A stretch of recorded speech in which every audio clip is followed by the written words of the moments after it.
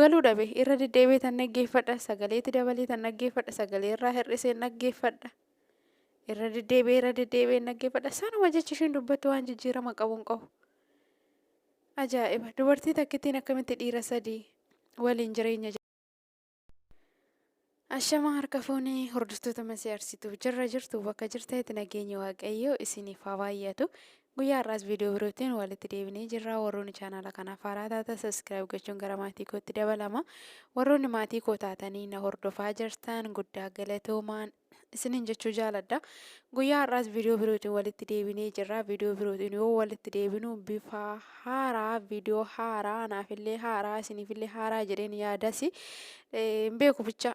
Garuu anaaf haaraa sababbiin isaa dubartii takkittiin dhiira sadii itti heerumtee yookiin dhiira sadii waliin bifa wal fakkaataadhaan waliin jiraachuun anaaf haaraasii jalqaban dhagahilleedha jechuudha. Kanaafiyyuu yeroo akkamii keessa jirarrasi dubartoonni tokko tokko immoo sammuu akkamiitiin yaadanii baay'ee gaaffii namatti ta'a jechuudha.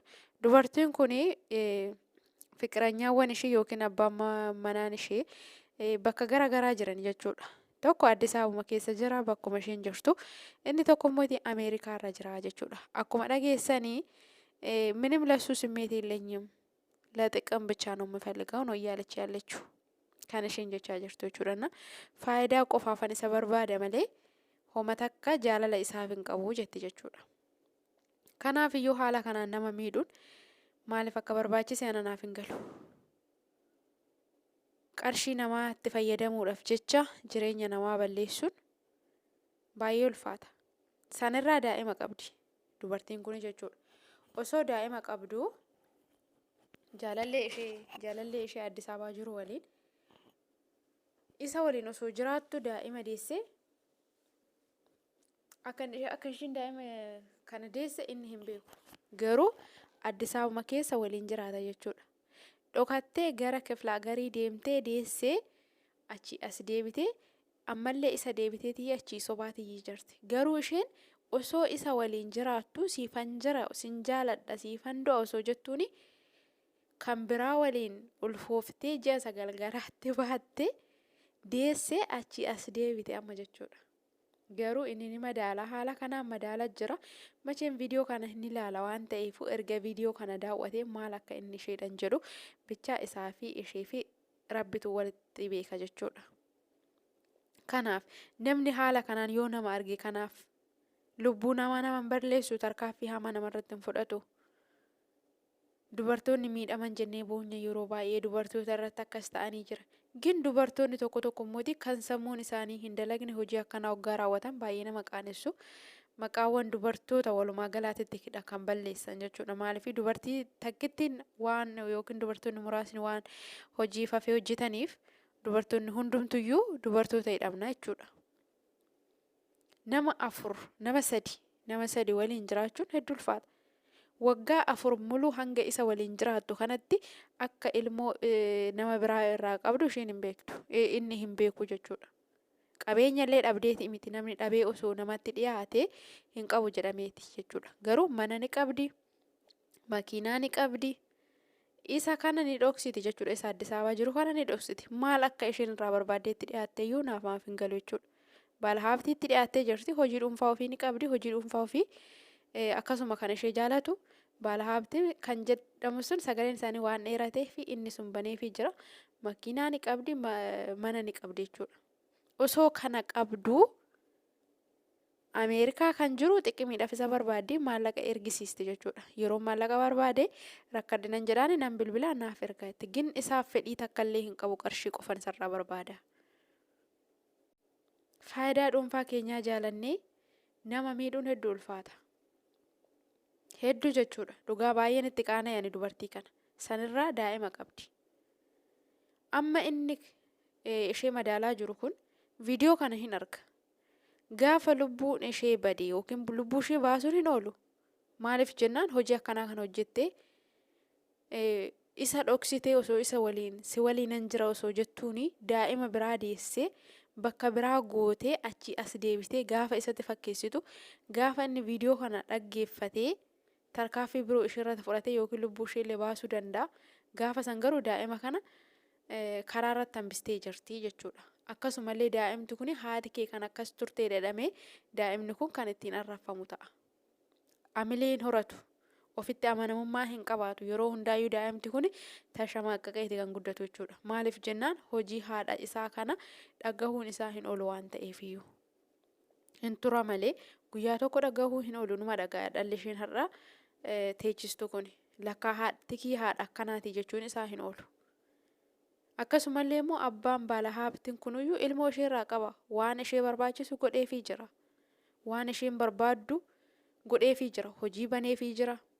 Akka isheen hojii teessee hojjettuuf garuu isheen osoo hojii san dhiistee waan biraa wanta dubartii takka irraa hin eeggamne hojiin isheen hojjettu jechuudha.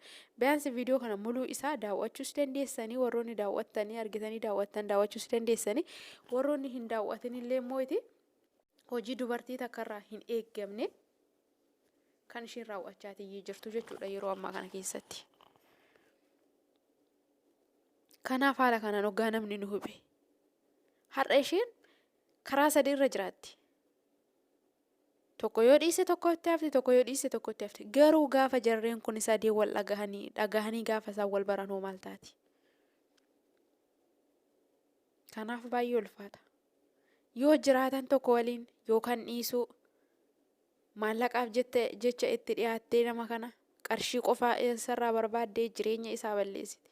Maaliif nama kana bara na gargaarii yoo jedhee namni tokko nama gaafate haala saniin gargaarudha. Gargaarsa namarraa barbaadudha malee sobanii itti fakkeessanii waliin jiraachuun rabbillee namarraan jaalatu namnillee namarraan jaalatu kana jechuudha. Ofiif qofa jiraachuuf, ofiif qofa gammaduuf, ofii qofa akka barbaanne ta'uudhaaf jecha jireenya namaa yoo balleessinu baay'ee ulfaata. Dubartii akkanaa rabbiin isinirraa haa qabu. Dhugaan dubartii akkana duriyyee takka yeroo jalqabaatiif dubartii akkana ishee arge jechuudha. Jiru garuu immoo kan ishee tana osoo dhabdee hin qabdu jedhani.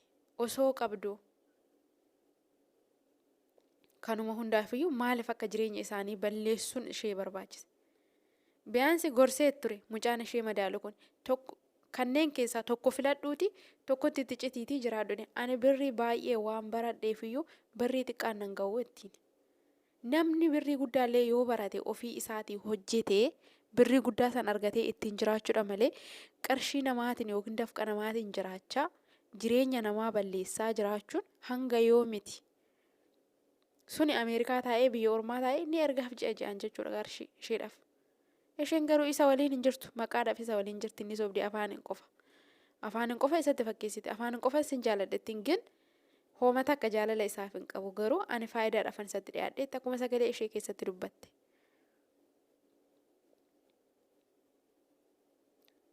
Innaani dubartoonni illee ilaalcha akkamii akka qabani daa'ima qabaatanii daa'ima isaaniitiif hin yaadani. Namni bar gaafa daa'ima qabuu fi gaafa kophaa jiraatu qixa miti. Maaliif jennaan kophaa kee yoo taate duutus kophaa keeti. Gin daa'imti har'a ishee irraa dhalate kun boru maal ta'a? Gaafa seenaa haadha isaa kanas dhagaye maal isatti dhaga'ama? Jarri kun sadeenis gaafa walitti dhufan isheen maal taati? Eessa seenti? Dursanii of eeguun barbaachisaadha. Argannumaaf itti seennee booda garuu wanti har'a akka qallaalitti itti seenamu booda garuu keessaa ba'uun hedduu nama rakkisa. Baay'ee ulfaatallee keessaa bahuun illee nama dhiba. Akka har'a alaala irratti ilaalamu kanaa miti. Dubartoonni Addis Ababaa keessa taa'anii kan ofii isaaniitti hojjetanii hojiitti namanne osoo hojii qabanu kana hojii likiskisii hojii saree dhugaa nama aarsa baay'ee tokko jechuudha. Maaliif dhiironni illee obboleewwan keenya namni kamiyyuu haa ta'uuti dafqa isaa gaafa karaa hin taane namni isa jalaa nyaatu baay'ee ulfaata. Dhiironnis akkasuma warroonni jiran jiru garuu immoo kan ishee tanaa baay'ee ulfaata baay'ee jechuudha. Osoo ilmoo qabdu biyya tokko keessa teessee katamaa tokko keessa teessee osoo isa waliin jirtu isa dhoksitee deessee fi achi as deebite jechuudha. Indaa'ibaan nubbinu aalachi. Inna akka isaan irratti hin beeknee fi jettee jechuudha. Biyaansi seera nunkaan arraasamtee tiyyi hin deebine achi iddoo biraatti deesse jechuudha deemte. Ji'a sagalii garaatti baattee deessee osoo seeraan hin arraasamin akka isaan as jiran kun isaan irratti hin barreef akka inni achi jiru sunis abbaan daa'ima sanii irratti ishee irratti hin barreef jecha daftee tiyya achi as deebitee jechuudha. Achi as deebitee isaan sobaa jirti. Isheen ilmoo qabdi jireenya ofii jiraacha jirti haalan jechuudha. Sanuyyuu nama sadii irra qarshii fayyadamaa tiyye. Sadan isaaniyyuu haala wal fakkaataadhaan sobaa tiyye. Maaf jireenya keenya mijeeffachuudhaaf jecha jireenya namaa balleessina. Nurratti waan ta'uu hin barbaanne tokko maaliif namarratti raawwanna? Har'a biyaansi nurra yoo gahu baate boru dhala keenyarra ni gaha jennee yaaduun baay'ee barbaachisaadha waan ta'eef. Namni gaafa ganzaba guddaan na barbaachisa jedheeyyuu yaade hojjechuudha yoo hojjete argachuu danda'a. Malee taa'etuma maallaqa namaa eegee maallaqa namaatiin of fooyyessuudhaaf maallaqa namaatiin jiraachuudhaaf maallaqa namaatiin akka barbaadetti bashannanuudhaaf jedhee jireenya namaa balleessuun gaarummaa hin qabu. Na gargaari jechuun waan tokkodha. Ifaaf bilisa baasee namni sun jechuudha. Nama sana gargaarsa barbaade yoo ta'e na gargaari jedhee sobee osoo hin taane itti dhugaa jirtu itti mee itti dhiyaatee kana jedhee maallaqaan barbaade yoo jedhe namni sun yoo rabbi laaffiseef ni gargaara. Yoo kan immoo itti ni dhiisa jechuudha. Inna dubartii takkittiin dhiira sadi. Ani hangammaa kan beeku dhiira.